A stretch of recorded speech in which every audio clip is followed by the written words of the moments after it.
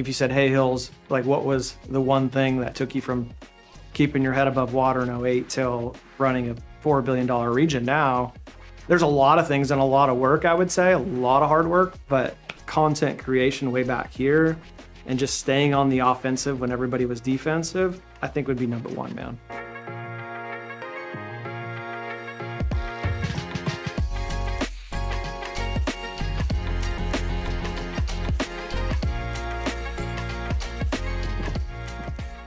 Hey guys, Wally Elibiary. All right, so what is 24/7 mindset? Most times when you hear 24/7, you're thinking what? 24 hours a day, 7 days a week, just grinding, hustling. I learned over time, a 24-year career in mortgage and multiple other businesses that I own is, unfortunately, you'll get burnt out. I became an absent father, I became an absent husband, and I became a poor business leader because I was trying to work 24 hours a day, 7 days a week, trying to build a business, maintain a business. When I learned how to work smarter, not just harder, by doing things the best way it could be done, instead of just simply doing my best, I learned how to work only 24 hours a week, 7 months a year, while I got paid from the business residually 24 hours a day, 7 days a week. You can do the same. Welcome to the show. All right. It's Wally Elibiary, the author. It's kind of cool to say, the author of 24/7 Mindset. I just got my first copy yesterday. Super excited about that.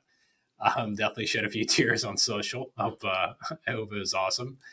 But, I'm super lucky today. And one thing that our guest today, Ryan, that really, really enjoyed a ton is he is one of the most brilliant minds I've ever heard, even just seen in the way to articulate mortgage.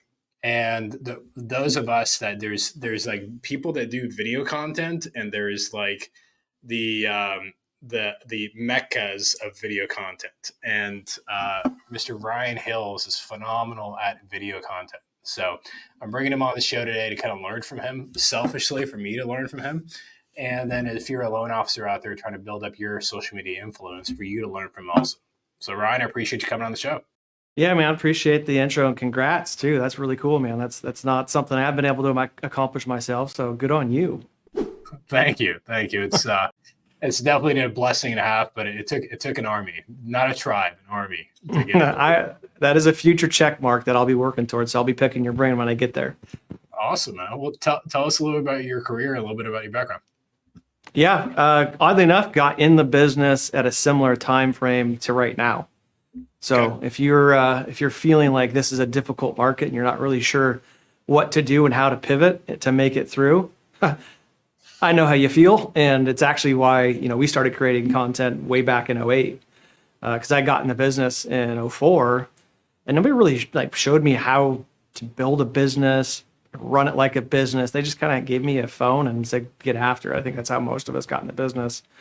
Yeah. And I had some success early on, but man, the 08 came and that came to a screeching halt. And I remember just kind of looking at all the loans that used to be loans, because now all of those investors were not here anymore. And I could add up how much money they used to represent, but they weren't going to go anywhere. And I was like, oh man, young father, young husband, what am I going to do to make it through this massive contraction? Sound familiar? I mean, this is exactly where we're at today. So it was literally sink or swim. And I'm a fighter. So I was like, not sinking, so I got to figure out a way to fight. And RC, who's still works with me today and still a huge part of the show and has grown himself in his career, running all of the West with marketing. We just said, hey, we've got to do something. How do we stay on the offensive during tough times? How do we get our name out there? I was chasing refis because that's kind of the only thing that they taught me to do. I don't even know what a realtor did or how they could help my business. Nobody taught me any of that, but I knew I needed to get in front of them. I didn't even know what to say, because again, I wasn't taught that, but I knew they had the business, and so I should get in front of them. So back in '08, maybe even sooner, we just started shooting content because I was like, well, I can have lunches and coffees with 4 to 5 realtors a day. I'll probably gain 1 million pounds. Or I can try, to work a little bit smarter and get my content out in front of them. And ideally, this was just to survive in a little place called Puyallup, Washington. That's nobody's ever heard of. Cowtown, USA. Like, how can I just survive as an LO? And we started shooting content like before Facebook was even really big, and it was awful. You could find most of it on YouTube still. Didn't have a mic for probably 2 or 3 years. I think we shot like on a handheld flip phone for 2 or 3 years. We literally like typed up our script and would hang it on a hanger for 2 or 3 years. The green screening wasn't amazing. Like, they were all awful shows, but we just stayed committed to it. And eventually, like, it popped, it wasn't right away, but eventually it popped. And, Frank and Brian were doing the National Real Estate Post. They're kind of the OGs of content creation as well. And they're like, hey, we're getting kind of big and we need somebody to come in and guest host this national show. Would you like to do that? We're like, heck yeah. Yeah, we were just trying to like, stay alive in Puyallup, Washington. Now we've got like this at bat on a national stage. And so we stepped into that, scary enough. We didn't know, what we were getting into, and, started holding down the fort for them because they were traveling and speaking. And so, that's how we started the content. And I'll tell you, kind of fast forward to today, like it went from just trying to survive in '08. Like if you said, hey, Hills, like what was the one thing that took you from keeping your head above water in '08 till, running a $4 billion region now? There's a lot of things and a lot of work, I would say, a lot of hard work, but content creation way back here and just staying on the offensive when everybody was defensive, I think would be number one, man. Yeah. I think, I know. And that's where right now it's like such the best time I've ever seen him. I'm enjoying this time frame in mortgage more than I even enjoyed 2020 and 2021. Yeah. For the simple fact of, I got a mortgage in 99. So getting through the dot-com burst, growing through the recession, doing the surviving through COVID and whatever this is called, those 4 major market shifts that I've personally been in. And I remember when the recession happened in 07, 08, and I remember sitting down with my wife and I said, I'm going to have to work twice as hard to make half the money. I have to work twice as hard to make half the money. And we lost a massive amount of programs, a massive amount of investors. But I got to tell you, man, the grit that I learned, the hustle, the creativeness, the mindset shift that I learned in 07 and 08, how to survive, this to be able to build what I've been able to build today in mortgage has been such a blessing. If I didn't have that foundation in me, I'm not sure I could have had the grit and the mindset to stick with it in today's market. So it's and then, it's pretty neat when you lead with content, you lead with an abundance of sharing of wisdom. The referral partners see that, the realtors see that, other CPAs, financial advisors, family will attorneys, they see that as content and they see that as valuable. And I tell them that was the idea. Like, how could I add value first before I had my hand out to ask for their commitment or business? So let me add value. Is it content creation? Is it maybe a new strategy, new idea? I remember we were the first to talk about QR codes. The first version, they came back during COVID, but like we were the first to talk about how to leverage QR codes. We were the first to talk about 3D real estate listings. Remember the day it came out and we were like, guys, we've already tested it. It's really cool. So we went out and tried to add value so that they would go, oh, again, this is the original idea. Now it's kind of evolved, but that young guy seems like he's positive in a down market. That was a big one. Stay positive. People are attracted to positivity. Number one quality in most successful people is optimism. Barry just talked about that on our show. And so stay positive, stay optimistic, stay on the balls of your feet, and hopefully attract other realtors. Keyword there, because there was a lot of other realtors that maybe we didn't want to attract. No offense, right? Like we wanted to attract the similar ones that are also on the offensive, on the balls of their feet, and wanted to go find a way to win. This is all sounding super eerily familiar to right now in 2023, right? Yeah, 100%. I mean, so let's talk about you obviously have a $4 billion region. Let's see if we can downsize this. So if you're a loan officer that's doing a couple deals a month, but you want to grow your social media presence and you want to get to 5, 10, 15 deals a month, what's your advice to them of how to grow their content? Like, where do you start? I'll take that. We actually have a slide when we travel and speak, because it's one of the best questions we get. Like, hey, how have you continued to be relevant 15 years later, which we take as a huge compliment. It's not easy. There's a lot of fads, and it's easy to be hot for a second and then cold. So we take pride in being relevant still today. And then how do you find relevant content? So let me take the pressure off you guys. Like, there's very few authentic, content creators. I always say, think of the news. There's one news source out there that reports on the event. Every other news source is just regurgitating the same news. So for us, it's the same thing. Like, I don't have to bear the weight of creating content for the entire industry every single week. We have to write a show, we have to come out, and it's got to be hot, it's got to be relevant. I don't bear that weight, guys. What I do is I have a content funnel. At the top of the funnel is Monday. And the funnel kind of looks like this. And on Friday is when we write and when we shoot a show. On Monday, I start with this massive content funnel where I'm taking in everything.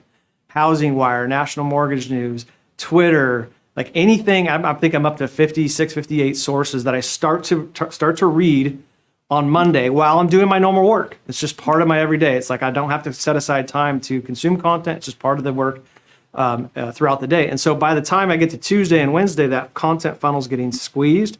And by the time I'm like Thursday night, I know the most relevant 3 or 4 conversations that are being had in the industry, both on the real estate side and the lending side. So I know they're relevant. I know they're timely. What I got to do is put my own flair and spin on that. Like, how can I combine these 5 conversations into one RE source conversation that is authentic and genuine and will make sense to both realtors and lenders? It actually is really easy because I don't feel the pressure of going, I've got to create something out of thin air.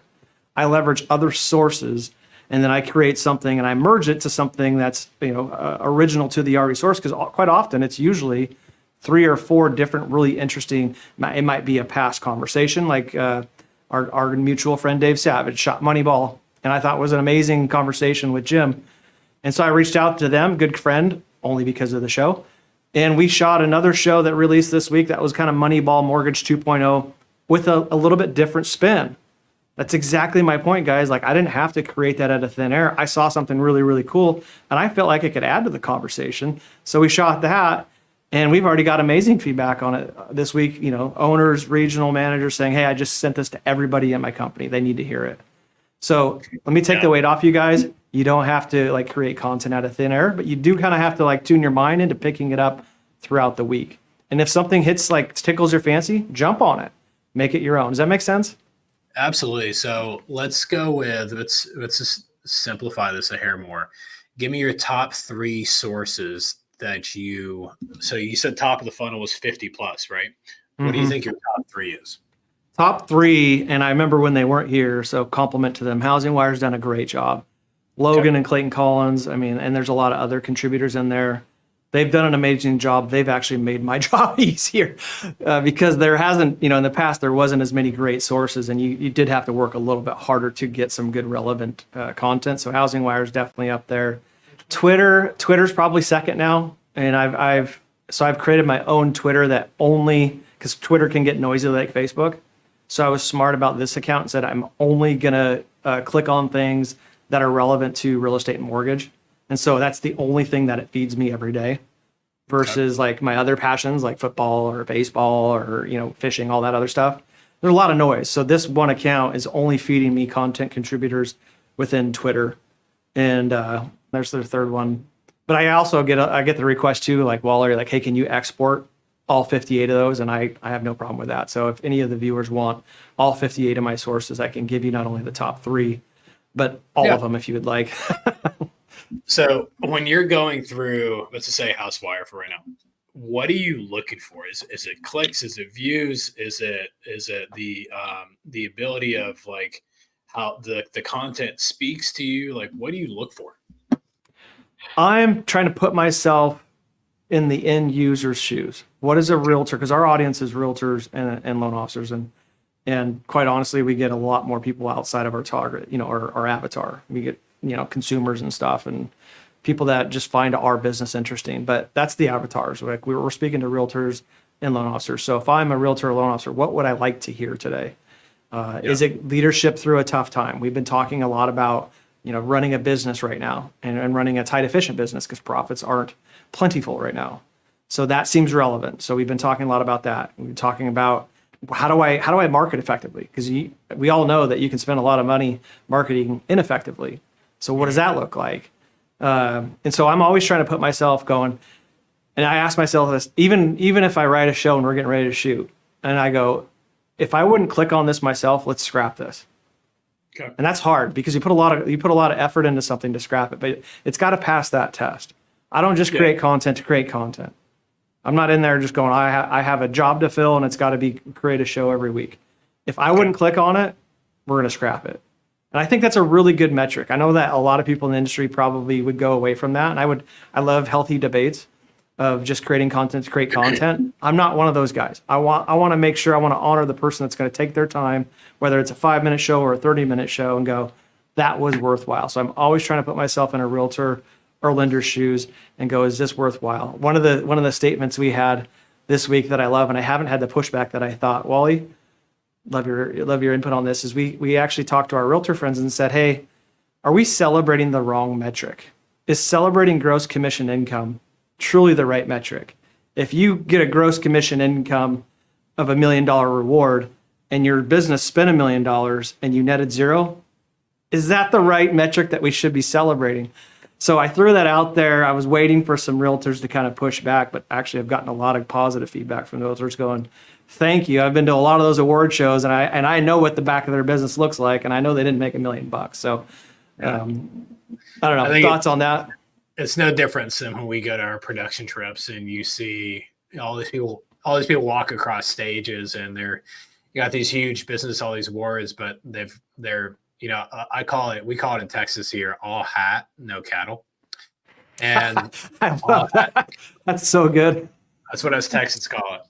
And I 100% agree. So many people think of like their production. I closed this much volume, or I closed this many units. Great. How much did you net? What did you invest? How do you grow your wealth from what you net? And the mindset of like what I built in 24/7 mindset, I break this down in my book, is that I started buying investment properties, bought my first one March of 2013. And by the end of 2013, I'd bought 9. End of 2014, I'd bought 11 more.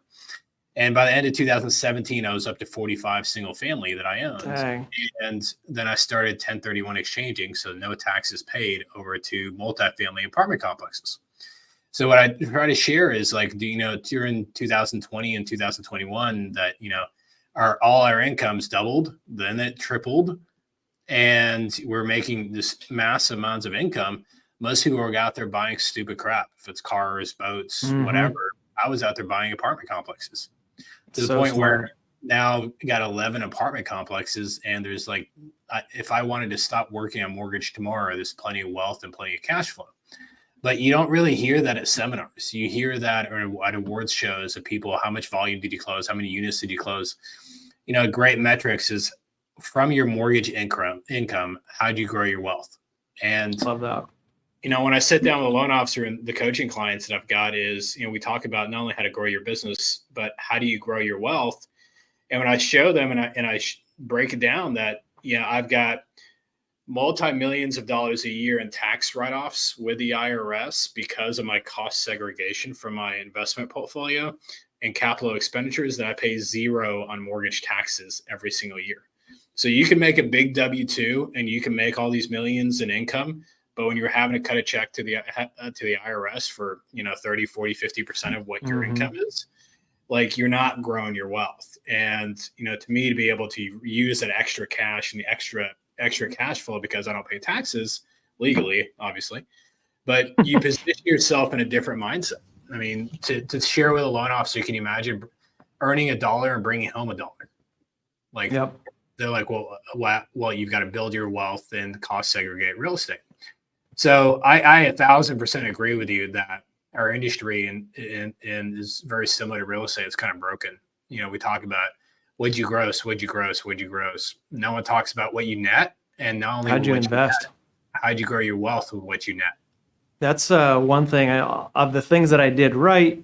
Content creation, the show, and then growth, and from a loan officer to a regional. The one thing I didn't get right, and I didn't have somebody show me early, and I wish they did and learn from my mistake, guys, is exactly what Wally's talking about. I wish day one somebody just taught me and opened up my eyes. Just sometimes knowing it's a possibility. I didn't know it was a possibility. Just open up my eyes to go, you can buy one property a year, just one. If I could go back 20 years and do one property a year, I know that I would do exactly what you would do. I'd go, oh, this was possible this year. Why not I do 2 next year? Why not I do 3 next year? Why not I do 6 next year? And I wish, and I played catch up, man. And I'm kicking myself because I should have 100 plus properties under my belt and I don't. And I'm trying to play catch up to you, man. So kudos to you, whoever opened that door or taught you that. But man, learn from my mistake, guys. And if you haven't done this, just start with one property a year. I promise you, you'll find exactly what Wally's talking about. And it'll feel so much better to go, oh my goodness, not only did I have a good year in real estate and mortgage, but I actually compounded that and I invested that into real wealth versus just a good W-2 for the year. Yeah. I think one of my favorite things is when I talk to loan officers and they're attracted to me because production and volume and units and all that stuff. But when you sit down and you break down what your net worth is, what your real estate portfolio is worth, what your cash flows were, the residual income cash flow, how you cost segregate real estate and you don't pay taxes, like that's where no one's teaching that. And unfortunately, no one's teaching that because not many people know about it. I think that's a great differentiator that with my coaching platform in my book, that's my biggest focus is for you to be able to go from working 24 hours a day, 7 days a week in mortgage to be able to getting paid 24 hours a day, 7 days a week, but you're only having to work 24 hours a week, 7 months a year. You got to build residual income. If not, the people that, us earners, we're in an earned income industry. How do we flip that around and turn it into a passive residual income industry? And that's my focus of how to make that improvement. Well, and I'm trying to do that for my son now, who's 20, and my daughter when she gets a little bit older, just again showing him what's possible. So the other day, I showed him a dividend check. I'm not trying to flex on my 20-year-old son, right? Like that's not the goal. Like, oh, look what dad did. But I'm trying to get his mind right at age 20 to go, hey, if you invest properly, and we have properties too, and they're involved in that. This was my money was working while I was sleeping, Carson. Yeah. Like you need to know what this is possible. And he's already investing way sooner than I ever was. So he's got a huge head start. But again, just sharing those lessons with our kids are really important too, to go, hey, this is possible. And you don't have to wait till you're 28. You can start when you're 16 and you got your first job. Yeah. So I'm doing that, learning from my mistakes and trying to open up my son and daughter's eyes in terms of what's possible and just showing them, like, they were so surprised. They're like, wait, that's not money that you had to go like work a 9 to 5. No, that was money I earned because of my money. What's brilliant about that is I've got an 18-year-old and a 16-year-old, and I'm sure that you agree with this. I'd probably say year age 13, 14, my 2 boys stopped doing what I say and started to only do what I do. Yeah, fair, right? Yeah. So the days of they're cute and cuddly and always doing what dad says were long gone when they became teenagers.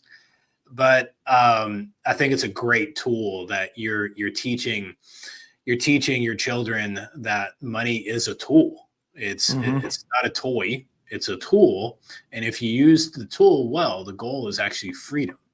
And that's where the freedom of lifestyle that you want to live instead of being a slave to your job and mortgage or wherever is what true success really is. We showed the other project that was fun. And you have kids, so I'm sure you've already done this, but I'm like, I want to show them that you can flip something. Yeah. And so we weren't going to go flip a house together, but we live on a lake. So we went and found a jet ski. And I told him, like, the jet ski we're looking for is probably a little bit rough, needs a little bit of TLC, and maybe has some margin in it, some room, kind of explain what that is, to go sell that. So me and Cameron and Carson went and found this jet ski, and it had been stickered up. It was all old school. Nobody had really taken care of it. But long story short, we did this project together. We stripped all the stickers off, gave it a nice shine, and cleaned it up, and doubled our money within 2 weeks together. Like just doing it with them together. And now I'm like, what else can you find? Can you flip a pencil? Like just getting their mind ready to be like, everything can be flipped. Everything's an opportunity. Again, if your mind's like geared to think that way. That reminds me of a story of he's 18 years old now, but I think he was like 16, Braden. And my 2 sons, I call him Braden the Brave and Alexander the Great. And Love Braden, they were very fortunate. I've had great mentors in my life, and they taught me to invest early, and which I taught them. So they both sons own 10% of a rental property. Nice. And they invested their money. First, it started being birthday money. Then it became Christmas money. Then it became chore money. Then it became them door knocking the neighborhood around us to find odds and ends jobs. And they both saved about separately years, but maybe about 1,100, which turned out to be 10% of what a down payment on one of the properties were.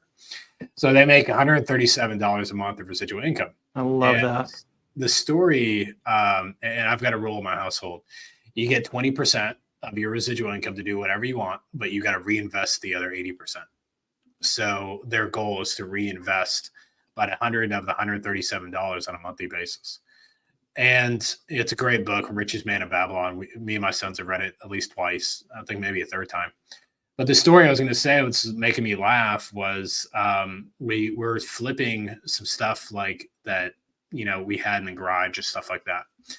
And I come home one day and Braden's got like $700 in his hand.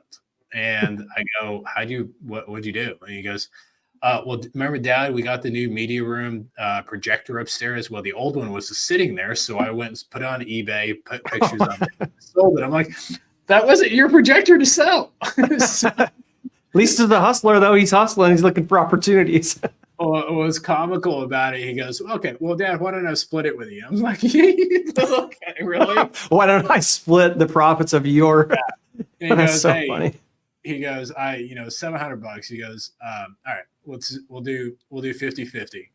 And I'll make 350. And Dad, it was just sitting there collecting dust, and you weren't going to put it on eBay. I'm like, he framed it so well. And it was pretty neat, because he's also the kiddo that when I would do like a lead the app with a borrower, or I was doing a high trust call with a borrower, any of that stuff, I'd put my phone on speaker. And for years, and he'd listen on some of my calls when I'm at the house doing these calls. And then from there, we'd break down the call afterwards. Hey, see when the borrower had this objection and Dad went this way. And so he's learned verbal strength. That's and so I've got a rule with him, man. If you frame it from the book Spin Selling and Pitch Anything, if you frame it well, then the answer is always yes. So they'll learn to frame conversations for the sake of persuasion. Dang, man, that's so good. I love that. Yeah, it's pretty neat. It's pretty neat.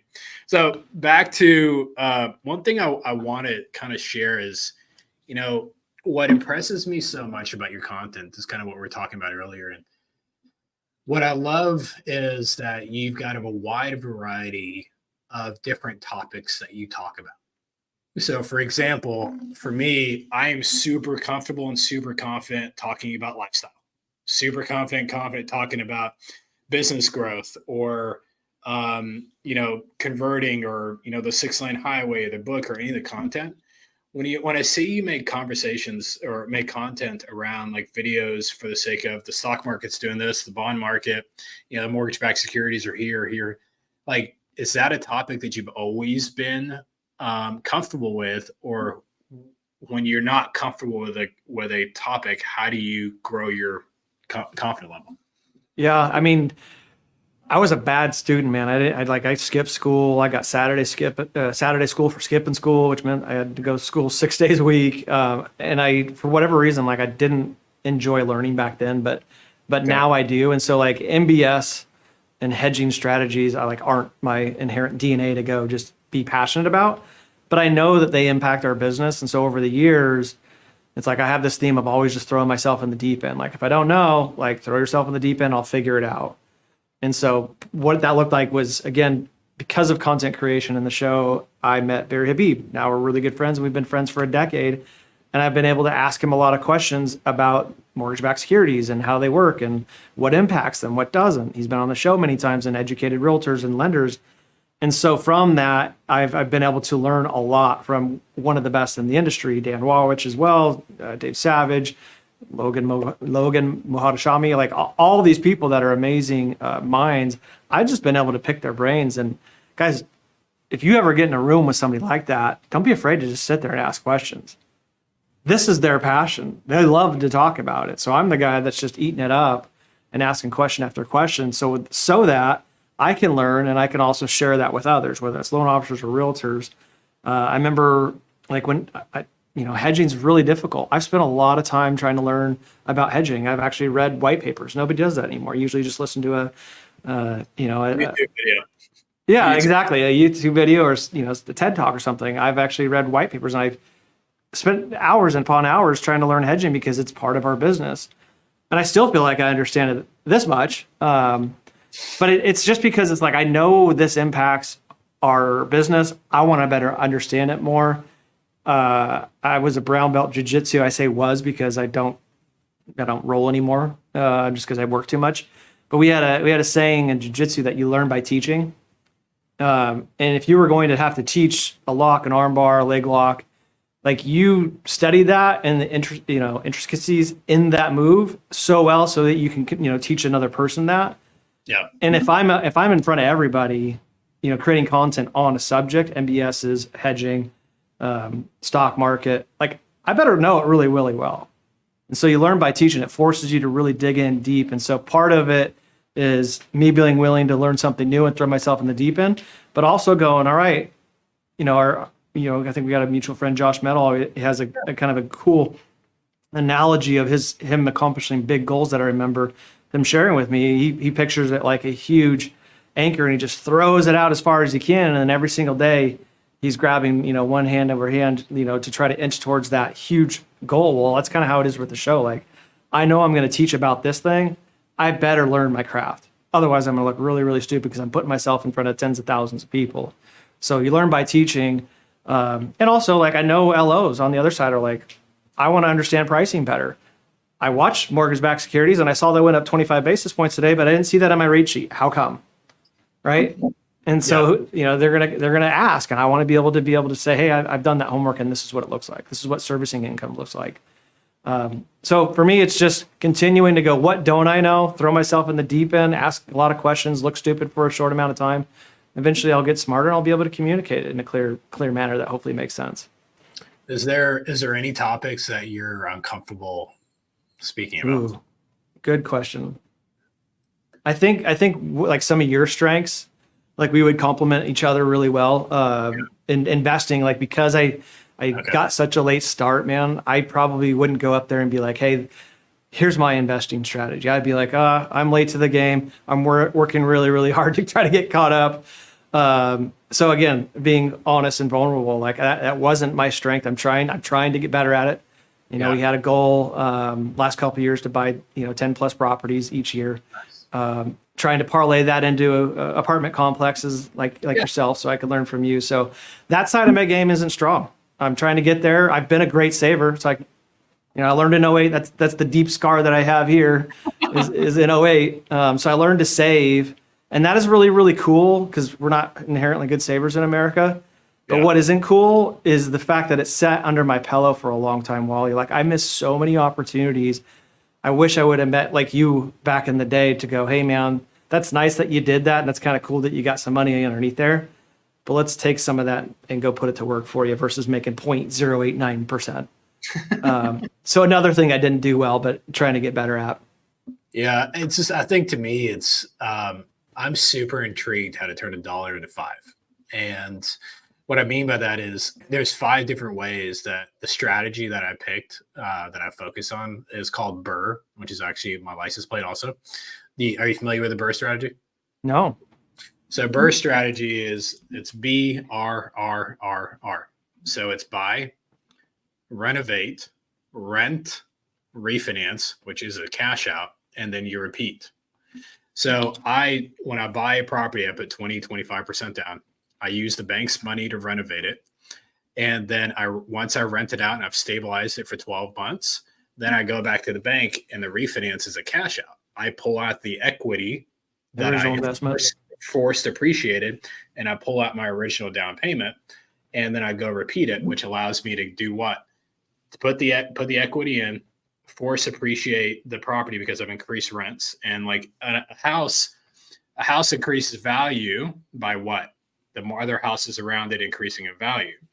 An apartment complex, the way apartment complex values dictated is what are the rents compared to your expenses. And when Yeah. you renovate a property and you increase the rents, the value of the the value of the property goes up because it's like a business, right? Hmm. So banks will give you an equity loan against that. And then I take that equity loan that I pull that my original down payment, year 3, I get my equity back. What do I do in year 3 when I get my equity back? Go buy another property. And it's just the compound effect. Yeah. So And it's scalable. I love that concept because it's scalable too. Like you don't just do it once. The last R to me was the most important. Like go repeat that. go repeat that. But I think it's super also cool that there's books about that strategy. So I've got it. So there's a good buddy of mine that's an author. His name is David Green. He's part of a same membership mindset group that I'm part of. It's called Go Abundance. And I've got a copy of his book here at the office. So just message me after this through anywhere, social or text, whatever your address is. I'll mail you a copy of it. And then from there, I'm happy to jump on a Zoom or a Teams meeting and answer any question that you possibly have. Question for you. In this environment where, our leverage is more expensive right now, are you still all in with the BRRRR strategy? Has it slowed down? Like, what are the tweaks that you're making in this environment as an investor? I've got 4 renovations going right now. So I was all in 21 and 22. Now I'm focused on the renovations aspect of it. Gotcha. Where I would say my mistakes, and you can call it a mistake and you can call it opportunist, is, I bought 4 apartment complexes just last year. And they're all needing massive renovations, probably 750,000 to about 1.2 million each in capital expenditures each. Yeah. So it was a really big financial undertaking, which I did, and that's fine. The challenge is that it's when you're doing that many units. 4 apartment complexes north of 200 plus doors, and when you're doing that many different units in different cities, different same state, different cities, and different general contractors, different banks, different capital expenditure breakdowns, it's just a big undertaking. Yeah, now, will I be like celebrating like there's no tomorrow in about 6 to 12 months? Absolutely, because they'll all be done and all be cash flowing and I'll be off to do it again. But I don't regret that, because as I think Mark Zuckerberg said it best, if you're not breaking stuff, then you're not growing fast enough. Yeah. And as I broke, Well, and you're playing the long game too. I love that. Like, hey, I know that right now it may feel uncomfortable, but I know, a year, 2, 3 down the road, Well, what are us as loan officers telling our borrowers right now? This is the best time to buy because you got the least amount of competition. Yep. In the multifamily space and the investment property space, it's the same thing. There's less investors out there buying apartment complexes now. It's the best time to buy because you'll get the best prices now. Yep. Yes, the interest rate's high, but you can still do either, an interest only loan and the payment's still manageable. But it's super cool. Like during the renovations, now the terms that I get from these banks, they're interest only or no payments for the first 6 months, and allows me to give me a runway to do the renovations. Oh, wow. So as you build momentum and you show your financial credibility with these banks, it's much more favorable terms that allow you to be able to grow and scale. That makes sense. Yeah. So love that. Well, cool, man. All right, give us some closing thoughts. And, I guess what I want to hear is in somewhere in your closing thoughts is, how does someone get to know Ryan Hills? How does someone follow you? How do they reach out to you? What would you like them to do? Yeah, we'd love to, if you don't follow the content already, we'd love to invite you into our community, the RE Source community. That's short for the Real Estate Source. So you can follow us on Instagram, Facebook. It's re-syndicated in other places, but follow us on Facebook and Instagram. Be engaged with the content. Like the good thing about our content, guys, we're never selling you anything. Haven't even monetized and people that want to invest and like market on our show. You can share it without any fear. It's not marketed to any company. It's really just our way to add value to the industry. So please be engaged with that. Please share your thoughts with that. If you want us to hit a topic, that's also how we find future topics. Is somebody will say, hey, this keeps coming up in my region. I don't really know how to handle it. Can you talk about it? So let us know what what we haven't touched. I know you have master classes. We have a ton of master classes as well with some of the best thought leaders in the industry. Go check those out. A lot of our content's evergreen, so you can go back and watch it. And really for closing thoughts, man, Barry taught me this too. Buy when there's blood in the streets. You just talked about the opportunity right now. This is the time to invest. This is the time to invest into yourself, into this business. We have over 50% contraction on the realtor side. It's probably going to be more by the end of the year on the LO side. This is all opportunity for those of us that can stick it out, invest, and pick up massive market share on the backside of this, guys. We just have to make it through the contraction. I know it's not easy. Hopefully you were like Wally and you spent the 2020 money and the 2021 money wisely, and that's helping you get through 2023. But if not, it's all right. It's not the end of the world. There's going to be a ton of opportunity. We talked about this on the show. The previous 5 times that we've been in a market like this, every single time, including we talked a lot about '08, a massive long-term 5 to 10 years of prosperity followed. I can promise you guys, I don't know the date. I don't know when that's going to change. It's going to be end of this year or next year, but I do know that the previous 5 times we've been in a similar environment, massive prosperity followed. And so if you can stick it out, if you can just grind it out, there is going to be a long period of prosperity like the previous 5 times, like '08. '08 took us 12 years of prosperity, the longest expansion America ever saw. We might be able to see something similar on the backside of this. So stay at it, guys. Keep your head up. Continue to leverage each other like Wally and I are doing right now. And like reach across even if they don't work together, it doesn't matter. Just leverage each other. And I promise you'll be thankful and you'll be counting the amount of market share that you picked up on the backside of this. Absolutely brilliant. Some amazing, sincere words. And I mean, I will follow that by say, what Ryan just shared is something that we all can aspire to. And the being able to speak from his heart, is a completely sincere guy. Highly recommend you follow him on all his channels. But I learned so much from his videos. And what's super cool is like getting to experience some things I've heard in the video. I'm like, God, I've got a question. I'm kind of nervous. Should I reach out to Ryan? This gives me the bravery to reach out to Ryan with my questions, and he'll be a soft place to fall. Yeah, for sure, man. I appreciate you. Thanks for having me on, man. I've learned a lot just listening to you, and I'll be doing the same as I try to perfect my investment strategy. And I'm going to steal your saying. What was it? All hat, no cattle. Yep, all hat, no cattle. God, that's so amazing. I'm stealing that. We don't have that saying up here in the PNW, but it makes sense why Texas does. We have it in Dallas. There's another saying of the $30,000 a year millionaires, and everybody barely makes them up acts like they're millionaires. So it's Dallas is kind of a funny place. They're awesome, man. Thank you again. I appreciate the time with you. I appreciate you, man. I'll talk to you again soon. Thank you. So thank you so much for listening today. It means a lot you took time out of your day. I don't take that lightly. Understand very clearly that you're very busy. With that being said, if you want to continue your journey and learn more about 24/7 Mindset, if you're on Facebook, which I'm going to guess you are, then go to 24/7 Mindset on Facebook and join the private community. I do coaching tips on there on a daily basis, but from scripts on there to systems on there, models, and the ability to be able to grow and scale a business while you have a quality of life. Hope to see you there.